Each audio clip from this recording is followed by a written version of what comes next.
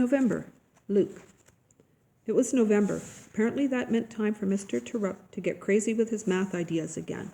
I think he was on a mission to put us through his math gauntlet. $word.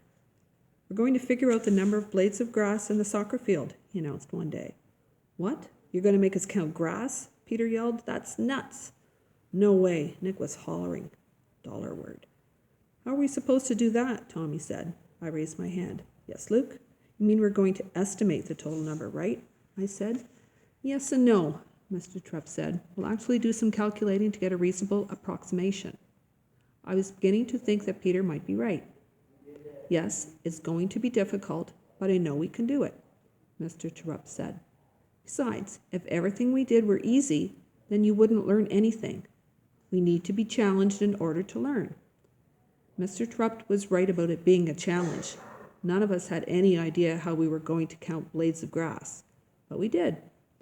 First, we decided we wanted to count 10 centimeter by 10 centimeter squares, which was my suggestion after Mr. Terupt talked to us about sampling and how our government gets population numbers. Then we measured the squares on large pieces of cardboard and cut them out. So we were left with a piece of cardboard that had a 10 centimeter square missing in the middle. That was Mr. Terupt's suggestion. Now it would be easy to toss our piece of cardboard around the field and collect random 10-meter samples. So far, so good. Time to head outside. We marched downstairs and out the front doors by the office. Then we stampeded down the sidewalk until the end of the building. The soccer field awaited us on the side of our school. Peter. She was bent over counting blades of grass. It was the perfect opportunity. Mr. T was busy helping someone else, so he wasn't going to see me in action. I gripped the cardboard with my best hold, dipped my knees a little, and let the frisbee fly. It zinged through the air on its mission like a missile from a fighter jet. Bullseye. Ow, Lexi shrieked. My tushy. I almost died of laughter. I dropped to my knees. I laughed so hard. I couldn't stop. I couldn't catch my breath either. Lots of other kids were laughing too. Lexi yelled something about her tushy and me being a jerk. Everyone that missed out in the fun kept asking, what happened? What happened? Everyone except Mr. T. He came right over to make sure Lexi wasn't injured. Lexi was holding her tushy and hopping up and down saying, ow, over and over. She's a total drama queen. Usually a teacher checks the spot that hurts, but I don't think Mr. T was really big on that this time. Peter, that's not funny, Mr. T said to me. Someone could have been injured. You're lucky you didn't hit anyone in the eye. Go sit down.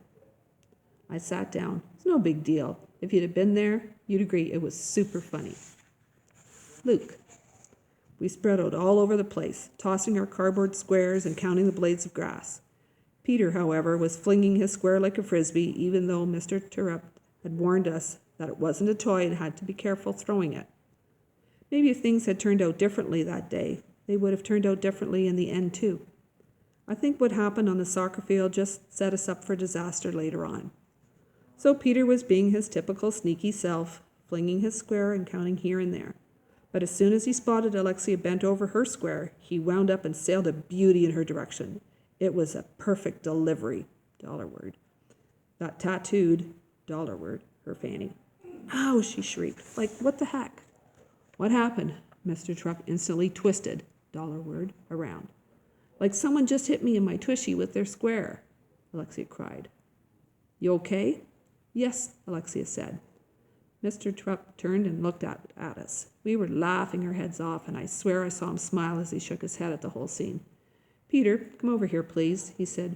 Why me? Peter complained. Because we all know how much you like the buttocks area, don't we? Classic Mr. Terupt. Instead of blowing up, he was funny about it, but in a serious way.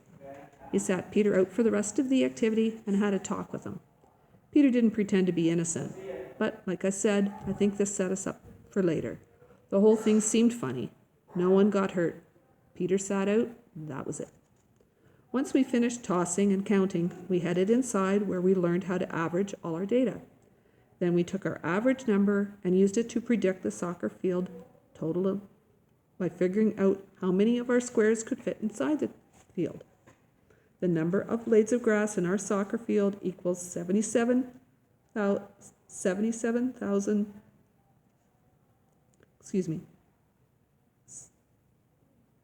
$77,537,412. This isn't an exact answer, of course, but it's an accurate estimation based on all our calculations. Phew, I learned so much doing that project. It wasn't the stupid easy stuff I was used to getting from my teachers, that's for sure. We were math wizards. Dollar word. Jessica. Act 3, Scene 1. Things weren't going well. I had betrayed Alexia by being nice to Danielle, thinking that was what Belle Teal would have done, and then Danielle suddenly turned on me. Without warning, I knew Alexia was behind it. I was alone, except for the friends I had in my books, like Belle and Anna. In November, Mr. Terupt introduced us to a book that the whole class would be reading, The Summer of the Swans, by Betsy Byers. I'd never read this one, or anything by Miss Byers for that matter. This book won the Newbery Medal back in 1971, Mr. Terupt said. He held the book up. It's not full of action like you guys tend to think of action, but it is a beautifully written book that's going to give us an awful lot to think about, learn from, and maybe even change because of. I straightened up. I was excited. Peter moaned. As for Alexia, well, she was somewhere in La La Land. The boys made faces and the girls exchanged glances. Then Mr. Terupt went a step further. We're not just going to read this book, he said. We're going to do an activity with it, an ongoing activity, more like an experience. Now even Alexia was listening, back from outer space. What kind of activity? Peter demanded. Not some sort of stupid book project, I hope. I hate those. No project. I don't really like those things either, Mr. T said. What did he have in mind, I wondered. You're going to make us dress up as a character, aren't you? Alexia said. Oh, I love doing that. Get real, Peter said. Will you guys be quiet and let Terupt finish? Jeffrey said. That worked. No more interruptions, and Mr. Terupt continued. I want you guys to think about this book.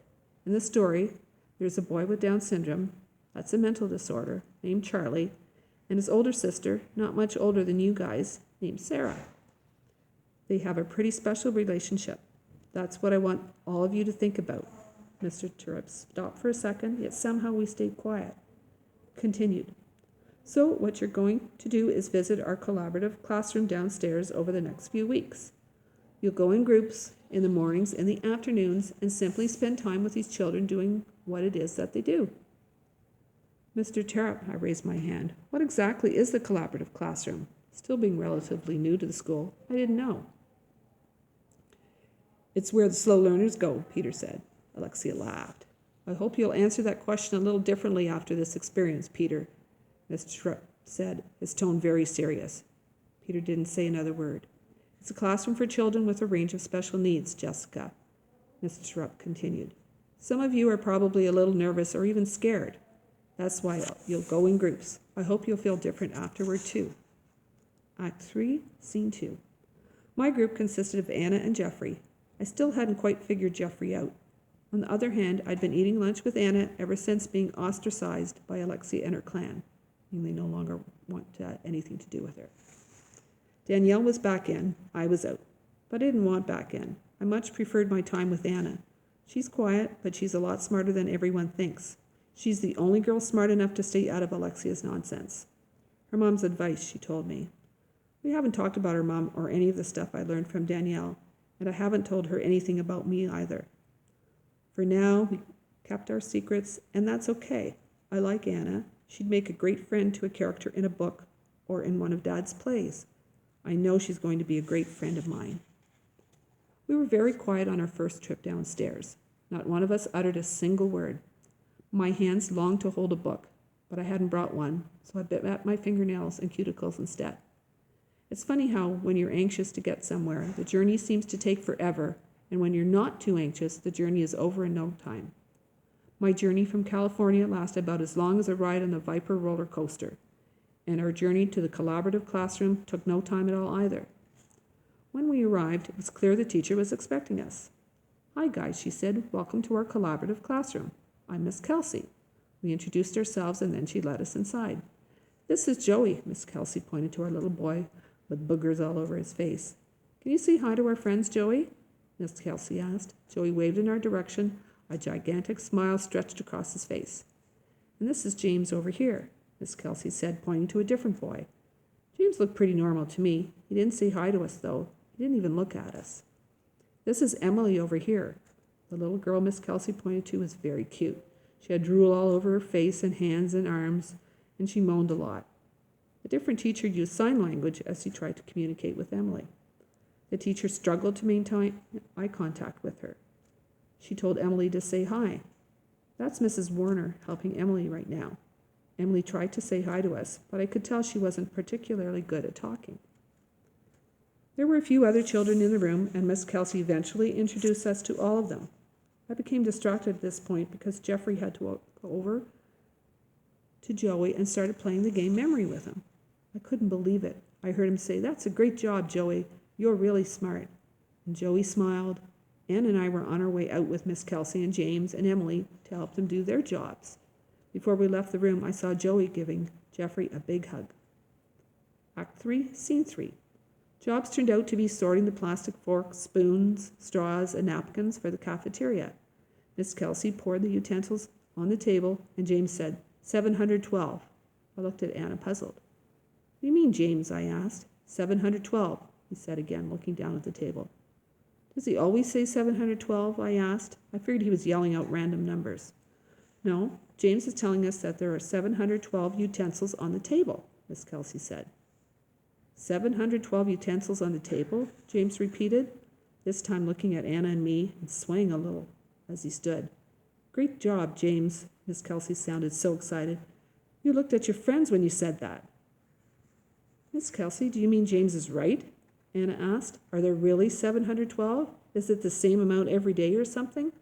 Well, I haven't actually counted them to double check. And no, it's not always 712. But James has never been wrong before, Miss Kelsey said. Anna and I exchanged astonished looks. I was confused. James had done this amazing counting, but Miss Kelsey seemed more excited that he had looked at me. I wanted to ask questions, but decided to wait. I didn't know if asking was appropriate. We finished up the jobs and walked back to Jeffrey. Act 3, Scene 4. Jeffrey was still playing with Joey, as well as a couple of other kids now. He was helping them paint. Jeffrey, I said. He looked up. We have to go now. Oh, okay. His shoulders slumped. He turned to the other kids. Gotta go, guys. I'll be back soon. Then it was hug time again. We thanked Miss Kelsey and headed back upstairs. We didn't talk on the way through the halls. I think we each had too many thoughts in our brains. By the time we reached our classroom, Jeffrey was grumpy Jeffrey again. Our very own Dr. Jekyll and Mr. Hyde, I thought.